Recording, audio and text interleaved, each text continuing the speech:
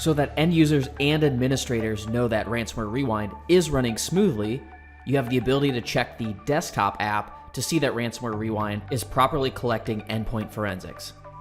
It's a good thing that the ransomware agent is installed on this endpoint, because we're demonstrating a machine that has a ton of valuable user files, whether those are PDFs, photos, they could be financial documents for your business, or other sensitive employee and customer data.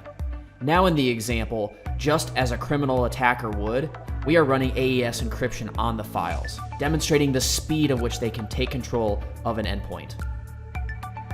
Now assume your business got hit. We are in the phase of incident response.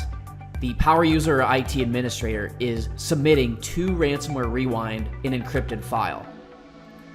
Relatively quickly then, we are able to produce the custom decryptor solution for that endpoint. And the way we're able to do that is because the agent has been collecting that forensic data off the endpoint this entire time. And so with machine learning algorithms in the agent, plus a lot of heavy lifting in the cloud, once we have the sample encrypted file, we can then provide the capability to decrypt automatically with the custom solution. The automated decryptor is ready to run.